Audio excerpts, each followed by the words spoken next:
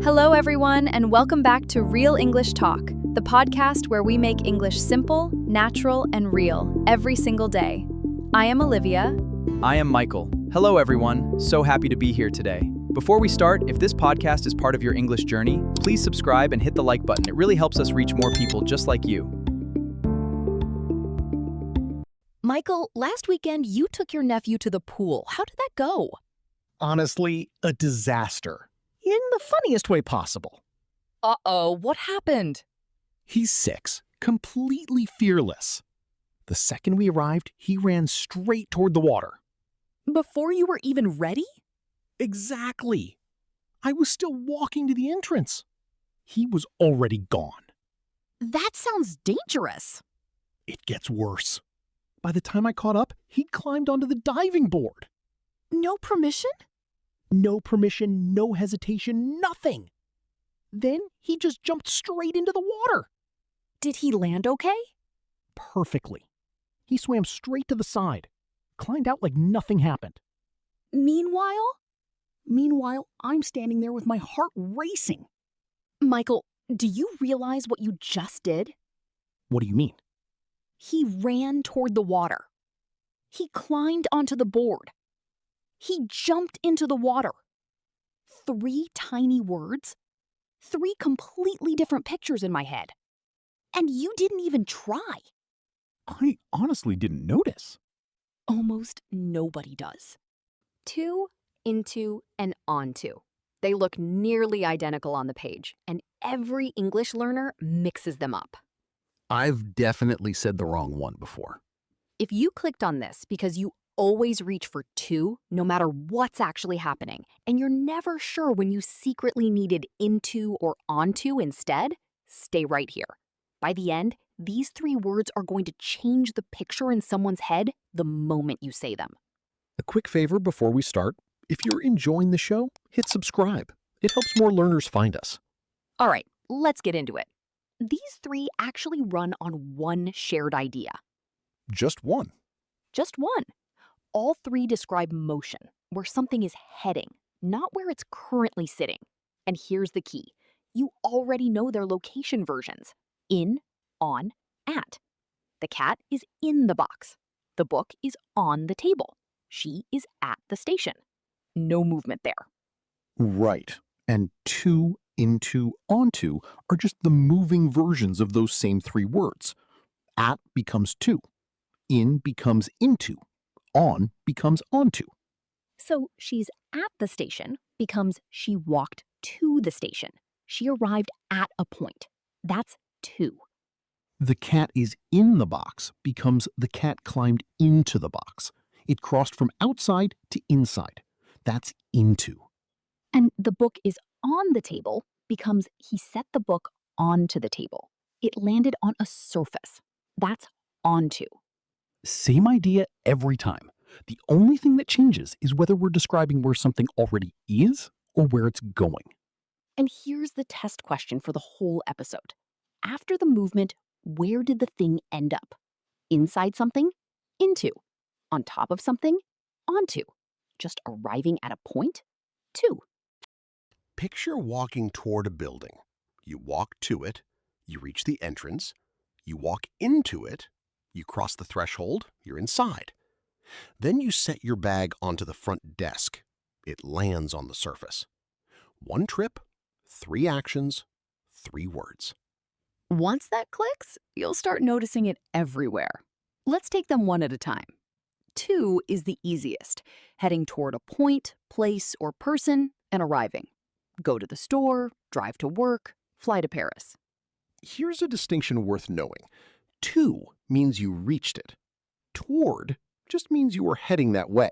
No guarantee you arrived. She walked to the shop. She got there. She walked toward the shop. Maybe she did, maybe she didn't. To also covers transfer, one person to another. She handed the book to her friend. He forwarded the email to his manager. And there's a batch of fixed expressions that just use to. No logic, you simply learn them. Welcome to, similar to, close to, married to, due to, according to. And one thing to does that into and onto never do, it sits in front of verbs. I want to go. She needs to study. There, it's not really a preposition, it's just a marker saying a verb is coming. So to is the destination word, moving towards something, transferring something, or a fixed phrase you learn by heart. Now, into. Picture a threshold, a line between outside and inside. Into is crossing that line. Walk into the room. Get into the car. Pour water into the glass. Test it. She walked into the room. Where'd she end up? Inside. She crossed the doorway. That's into, every time. Into also covers transformation, one thing becoming another. The caterpillar turned into a butterfly. Water turns into ice. Same logic, just figurative, crossing over into a new form. And collision. When you cross a boundary you didn't mean to. He crashed into the wall, which gives us run into. Two meanings. Literally, a collision. Figuratively, an unexpected meeting.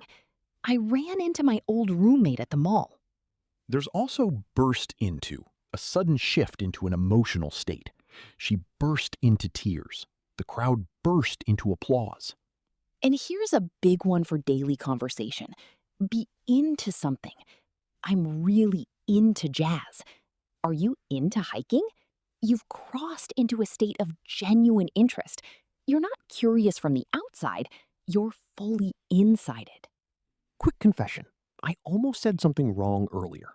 I was going to say she climbed into the roof to fix the tiles. That's a problem.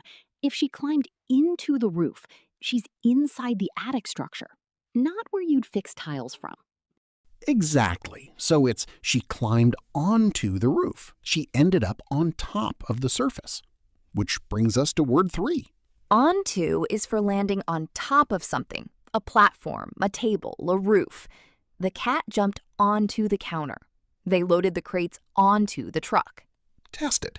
The cat jumped onto the counter. Where did it end up? On top, on the surface. Onto. And it shows up in digital life too. Upload your pictures onto the cloud. Save the file onto your desktop. Now, here's the part that trips up nearly every learner: transportation. Big public transport, bus, train, plane, you get on or onto. You're stepping up onto a surface, the floor of the vehicle. A car or taxi is small and enclosed, so you step down and in. Get into the car. And leaving matches. Get off the bus, not get out of the bus.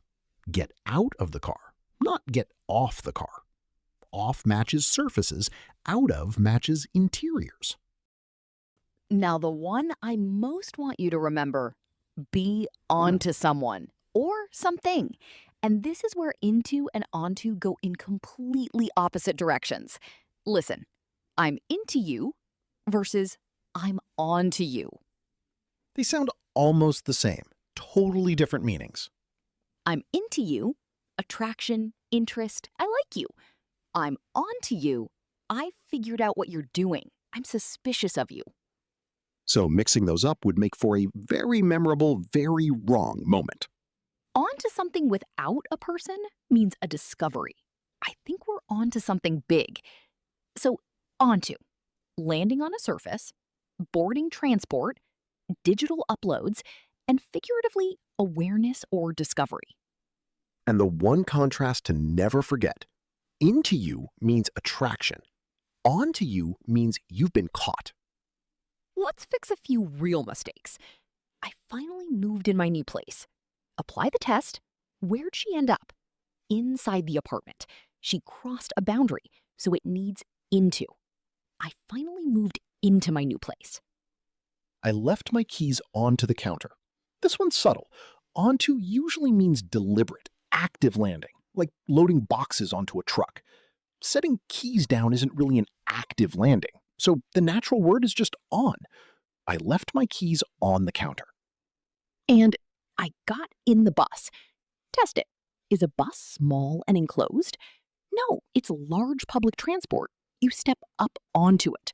So I got on the bus. or onto the bus. Both work. Leaving, it's got off the bus, not out of the bus. One more. She is into the kitchen, meaning she's just in the kitchen. Test it. Is there movement? No, she's already standing there. No motion, no into. Just she is in the kitchen. But she walked into the kitchen. Now there's motion. Into fits. Rule of thumb, into always requires movement. No movement, no into. Let's put it all together. My friend Lila just moved into a new apartment. I'm calling to hear how it went. Michael, you're Lila. Lila, how's the new place? Amazing! I still can't believe I finally moved into my own apartment. How did moving day go? Total chaos. We loaded everything onto the truck at 7 in the morning, and the movers dropped the sofa onto the floor in completely the wrong spot. My brother and I pushed it onto the rug ourselves. And the apartment itself? Beautiful. The first time I walked into the living room, I just froze. The light through those windows, I actually burst into tears. I've been into interior design for a while, so I already have a million ideas. Honestly, I think I'm onto something good with the color palette. I went to 3 paint shops yesterday for exactly the right shade. How far is the new place from work? Really close. I walked to the office this morning for the first time. 15 minutes door to door. Did you catch how often those 3 words just showed up? Moved into my own apartment. Into. She crossed from outside to inside. Loaded everything onto the truck. Onto. Things landed on a surface. Walked to the office. To. Just a point reached. No interior, no surface. And we use them all correctly without thinking about grammar. Because once the framework feels natural, you stop analyzing. You just talk. Let's lock it in. To, the destination word. Moving toward a point, place, or person. Into, the boundary word, crossing from outside to inside. And figuratively, be into something. Burst into tears. Run into a friend. Onto, the surface word. Landing on top of something. And figuratively, be onto something or onto someone. And the test question that ties it together, after the movement, where did it end up? Inside? Into. On top? Onto. At a point? To. No movement at all? Just in or on. And the one contrast to never forget, I'm into you means you like someone. I'm onto you means you figured them out. Your challenge this week? Drop 3 sentences in the comments. One with to, one with into, one with onto. Something real from your own life. And if today helped, subscribe to Real English Talks and share it with someone learning English. See you next time. Take care, everyone. Bye.